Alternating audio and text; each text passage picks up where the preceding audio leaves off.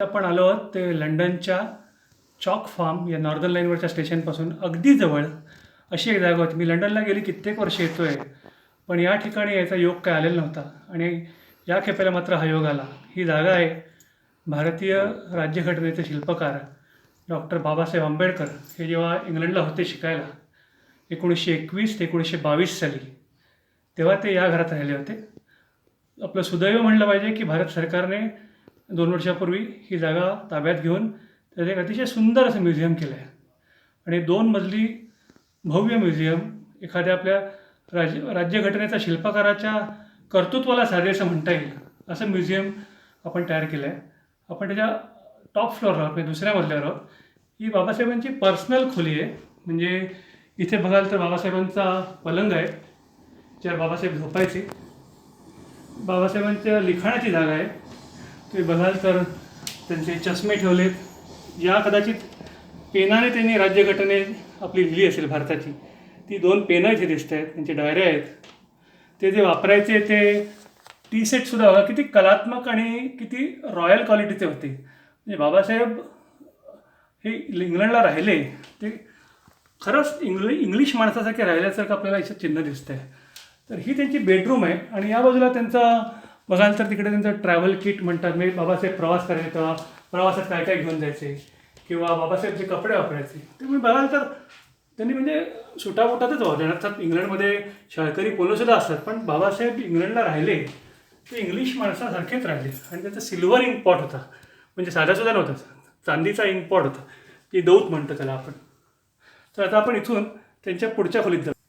ही आहे बाबासाहेबांची study room म्हणता येईल. इकडे त्यांची ग्रंथसंपदा त्यांनी केलेलं कामाचं आहे आणि त्यांनी केलेलं ते एक महान कार्य आहे. म्हणजे खरं सांगायचं म्हणजे इतिहास शिकताना आपण ते अक्षरशः 4 मार्काचा प्रश्न किंवा 5 मार्काचा प्रश्न म्हणून केलं. काळाराम सत्याग्रह असो, महाडच्या चवदार तळ्याचा सत्याग्रह असो, पण त्या कामामुळे त्याने एका समाजाला जे मुख्य प्रवाहात आणायचं जे काम केलं ते इतकं विलक्षण काम आहे की त्याची महती इथे आल्यावर कळते. तुम्ही इथे बघाल त्यांचे पहिले काही जे फोटो आहेत की जे पहिलं कॅबिनेट गव्हर्नमेंट आपलं होतं, गव्हर्नमेंटचं पहिलं कॅबिनेट नेहरूंबरोबरचं, त्याच्याबरोबर बाबासाहेबांचा फोटो आहे. किंवा पुणे करार म्हणतात, तो पुणे कराराचा फोटो आहे.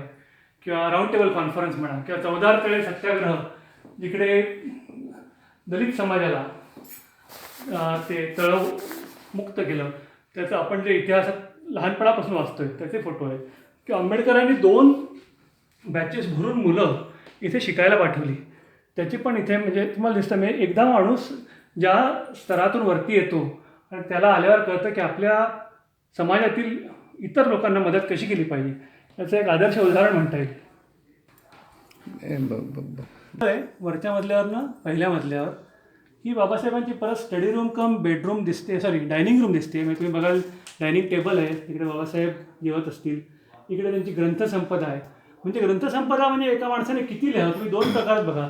ग्रंथसंपदा हे 2 आहे. एक म्हणजे बाबासाहेबांनी स्वतः लिहिलेलं आणि एक बाबासाहेबांच्यावर लिहिलेलं. तर बाबासाहेबांच्यावर लिहिलेलं तुम्ही बघाल त्याच्यात मराठी पण तुम्हाला दिसतं, अण्णाभाऊ साठे, किंवा आपलं मराठीत भारतीय संविधान तुम्हाला दिसतं, कॉन्स्टिट्यूशन ऑफ इंडिया. हे बाबासाहेबांच्यावर लिहिलेलं ग्रंथ आहे. आणि तुम्ही जरा या बाजूला याल तरी ते सगळे निळाई दिसते. ही सगळी निळाई जी आहे ती बाबासाहेबांनी लिहिलेली भाषणं आणि त्यांचं रायटिंग याचं एकत्रित संदर्भ ग्रंथ म्हणून केलेत. मी तुम्ही एक काढून बघाल तर unpublished writings, untouchables of the children of India, ghetto and other essays. एक एक विषय बाबासाहेबांनी जो घेतला तो इतका ऑन इकॉनॉमिक्स, म्हणजे इतके विविध विषयांवर बाबासाहेबांचं लिखाण आहे की तो महामानव त्यांना का म्हणायचं हे त्यांच्या कर्तृत्वावर तर आहेच, पण त्यांची जी रीच होती वेगवेगळ्या विषयांवर लिहिण्याची ती बघाल तर ती तुम्हाला इथे त्यांच्या ग्रंथसंपदेत बघायला मिळते. आपण आलो आहे हे तळमजल्यावर, जिकडे बाबासाहेबांचा जे मुख्य लिव्हिंग रूम म्हणता येईल अशी. इकडे तुम्ही बघाल तर बाबासाहेबांचं एक मोठा बस्ट उभा केलं आहे. आणि मी तुम्हाला सांगतो, मी आज इथे दुसऱ्यांदा आलो. मी काल आलो, आज माझ्या दुसऱ्या मित्रांबरोबर आलो.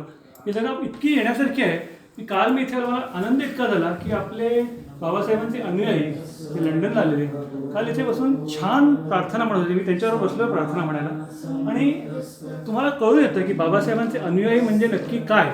की मला काल त्याची खरं प्रचिती म्हणजे भारतात आपण 6 डिसेंबरला दादरला शिवाजी पार्कची गर्दी बघून कळते, पण काल मला इथे लंडनला ते लोक इतकी छान प्रार्थना म्हणत होते ते बघताना मला कळून आलं बाबासाहेबांचे अनुयायी म्हणजे नक्की काय. म्हणजे तुम्ही इथे बघाल ते वेगवेगळ्या म्हणजे त्यांच्या जीवनपटातली फोटो लावले.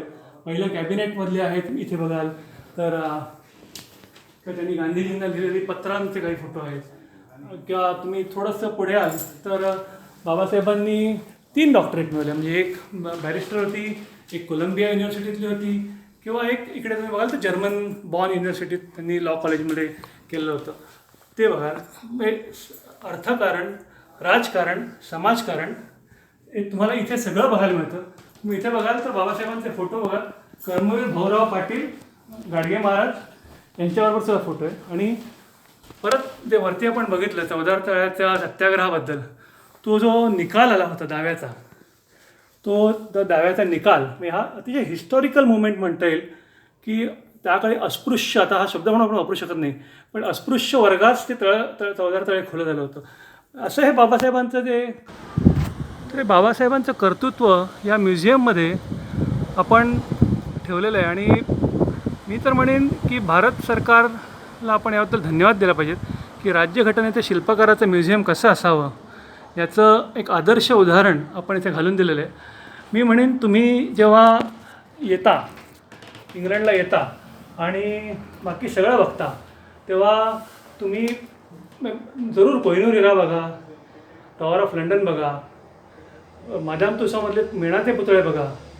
पण ज्या माणसाने भारतातल्या एका विशिष्ट समाजाला दिशा दिली, त्यांना त्यांची ओळख दिली आणि भारतीय राज्यघटनेची पूर्ण जी जबाबदारीने उचलून जी बनवली त्या माणसाचं कर्तृत्व बघायला या म्युझियममध्ये तुम्ही नक्कीच या, असं मी तुम्हाला नक्की सांगतो.